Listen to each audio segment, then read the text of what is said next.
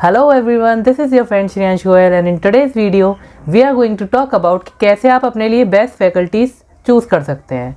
ये high time चल रहा है for the start of your preparation. यही वो दिन है जहाँ पे लोग स्टार्ट कर रहे होते हैं, सीए फाउंडेशन हो, सीए इंटरमीडिएट हो या सीए फाइनल हो। जिनको भी क्लासेस की ज़रूरत होगी वो अभी ही होगी, बाद में रिवीजन का टाइम होता है। तो इस वजह से मैंने सोचा कि this would be the perfect video जो आप तक अभी पहुँचना बहुत ज़रूरी है। तो देखिए 5 ब्रॉडर पॉइंट है जो मैं बताऊंगा आपको कि ये चेक कर लीजिए और आपका प्रॉपर मतलब फाइनलाइज हो जाएगा कि आपको कौन सी फैकल्टी अच्छी लग रही है। स्टेप नंबर 1 इज़ जो भी फैकल्टी आप देख रहे हैं, जो भी आप चूज़ करने की सोच रहे हैं, वो आपकी नीड्स फुलफ़िल कर पा रहे हैं कि नहीं। नीड्स एज इन किसी भी सब्जेक्ट में, सपोज़ करिए लॉ का एक सब्जेक्ट अगर हम उठा लें तो लॉ में सपोज़ करिए मेरी नीड्स ये है कि कोई मुझे राइटिंग प्रैक्टिस करवा दे, कोई मुझे लिखवा दे, सेक्शंस याद करवा दे।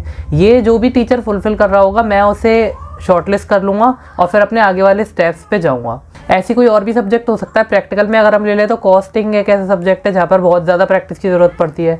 तो ऐसे कौन से टीचर्स हैं जो सबसे ज़्यादा प्रैक्टिस पर ध्यान देते हैं, क्वेश्चंस की, क्लास में ज़्यादा क्वेश्चन करवाते हैं। तो इस टाइप का है, आपका कुछ भी हो सकता है। आपके कैलिबर के हिसाब से आपको क्या लगता है कि आपके लिए इंपॉर्टेंट है, तो वो आप देख लो कि मुझे यार ये चीज़ चाहिए, मैं थ्योरी में ये चाहिए, मुझे प्रैक्टिकल सब्जेक्ट है तो मुझे ये तो चाहिए। And then you search out कि वो कौन से टीचर्स हैं जो आपकी नीड्स को पूरा कर रहे हैं। सीधा डिमांड एंड सप्लाई का कॉन्सेप्ट बचपन से पढ़ते आ रहे हैं, ठीक है। सेकंड पॉइंट है ड्यूरेशन, कि कोर्स का ड्यूरेशन क्या है। एक स्टैंडर्ड टाइम होता है देखिए हर सब्जेक्ट के कोर्स को ख़त्म होने के लिए।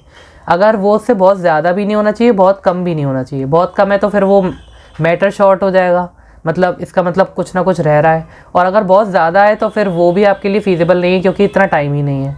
तो ये आपको देखना है कि वो जो कोर्स का ड्यूरेशन है वो स्टैंडर्ड होना चाहिए, बहुत ज़्यादा कम, बहुत ज़्यादा नहीं होना चाहिए। थर्ड थिंग इज़ कॉस्ट, जो कि ऑब्वियस सी बात है, पैसा तो देखना ही पड़ता है कि कहाँ कितना लग रहा है हमारा।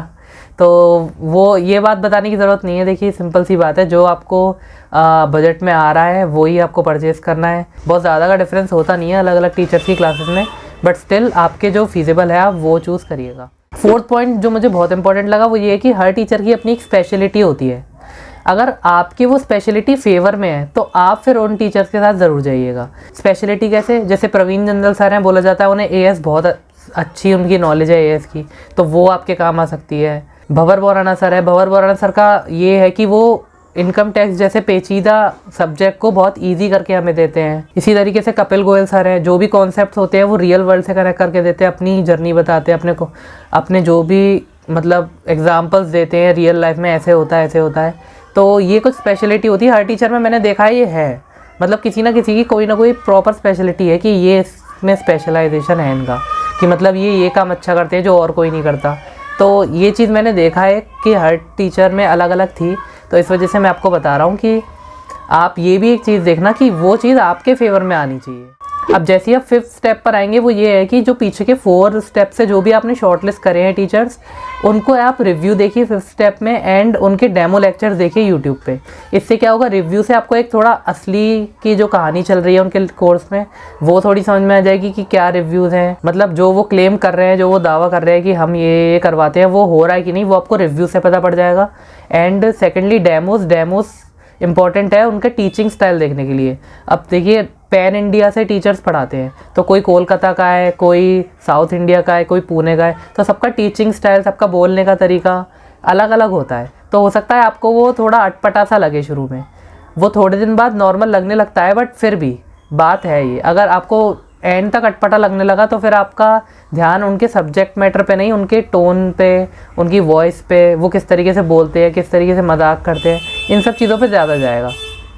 तो इस वजह से आपको डेमो लेक्चर से ये पता पड़ जाएगा कि उनका टीचिंग स्टाइल कैसा है। 6th point is very important, वो ये है कि ज़्यादा सोचो मत। देखिए इतने सारे भी टीचर्स नहीं है कि आप प्रॉपर लिस्ट बना के उन्हें शॉर्टलिस्ट करो। ये एक रफ वो है कि आप मन मन में सोच लो कि हाँ यार ऐसे ऐसे है, और फिर उनके डेमो देख लो, रिव्यू देख लो, और हो गया काम।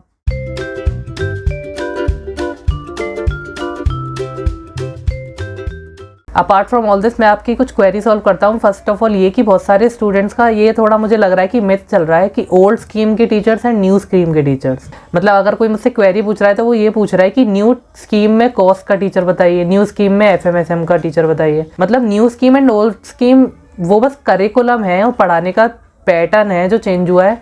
अगर सब्जेक्ट चेंज होता है तो फिर टीचर चेंज होंगे, तो जो टीचर किसी एक सब्जेक्ट को पढ़ा रहा है उसमें एक चैप्टर कम या ज़्यादा हो जाएगा तो उससे मतलब उन टीचर की एफिशिएंसी या फिर उन टीचर्स का जो भी एक्सपर्टीज़ है वो चला नहीं जाएगा। उन्हें तो पढ़ाना आता है, उन्होंने पढ़ भी रखा होगा, बहुत ज़्यादा चांसेस हैं इस बात के।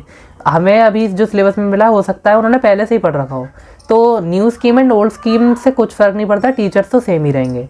एंड सेकंड थिंग इज़, जो भी मैंने बोला कि ड्यूरेशन आप पता करिए, आवर्स पता करिए, लेक्चर्स में नंबर ऑफ़ लेक्चर्स कितने हैं, एक लेक्चर में कितना टाइम होता है, जो भी कोर्स से रिलेटेड A to Z जो भी आपकी क्वेरी है वो आप जिन भी टीचर्स का कोर्स चेकआउट कर रहे हैं उनका स्टाफ का नंबर दिया होता है उनकी वेबसाइट पे, या फिर आपको मिल जाएगा जब आप परचेज़ करने जा रहे होंगे या फिर जिसके भी थ्रू आप परचेज़ कर रहे होंगे वहाँ से आपको मिल जाएगा। आप वो लेकर कोर्स के बारे में जो भी आपकी क्वेरी है वो आप पूछ सकते हैं कि क्या ड्यूरेशन है, कितने नंबर ऑफ़ लेक्चर है, लैंग्वेज क्या है, एक लेक्चर का कितना ड्यूरेशन होता है, ये सब वो आपको ओपनली बता देंगे क्योंकि उनका काम ही यही है। या फिर कौन से बैच की रिकॉर्डिंग है, ये मई की रिकॉर्डिंग है या नवंबर की रिकॉर्डिंग है, वो ये तक भी आपको सब कुछ बता देते हैं। आप उन पर कॉल कर लीजिएगा and the matter will be sorted out. जिस तरीके से कोर्स की जो भी क्वेरी होती है वो आप उनके एडमिनिस्ट्रेटिव स्टाफ से पूछ सकते हैं। उसी तरीके से अगर आपको कोई भी टेक्निकल प्रॉब्लम आती है कोर्स में, मतलब आपको कोई भी कॉन्फ़िगरेशन की दिक्कत आ रही है अपने कंप्यूटर सिस्टम में जिसकी वजह से लेक्चर नहीं प्ले हो पा रहे, जो भी A to Z प्रॉब्लम है उनके लिए एक टेक्निकल टीम भी होती है हर किसी फैकल्टी के पास, तो आप उनसे कॉन्टैक्ट कर लीजिए एंड आपका काम हो जाएगा।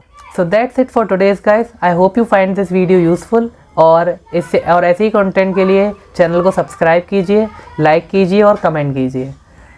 देखिए, मैं इस चैनल पर, आप देख रहे होंगे मैं इस चैनल पर लगातार यही वीडियो ला रहा हूँ जो इन्फॉर्मेशनल है, जो आपको आगे एग्ज़ाम से मदद करेंगे और ऐसी ही वीडियोस आती रहेंगी। तो प्लीज़ आप चैनल को सब्सक्राइब ज़रूर करिएगा, ये मेरी दिली तमन्ना है। इससे सब्सक्राइब करने से मैं आपको बताता हूँ कुछ फ़र्क नहीं पड़ता, क्योंकि जिन लोगों को देखना है वो तो देखेंगे, उनकी फीड में आता ही है। बट सब्सक्राइब करने से क्या है कि जो क्रिएटर है उसे अच्छा लगता है कि हाँ मेरे साथ अब इतने लोग जुड़े हुए हैं, तो उसे एक थोड़ा मोटिवेशन मिलता है इससे, बाकी कोई भी फ़र्क नहीं पड़ता है सब्सक्राइब करने से।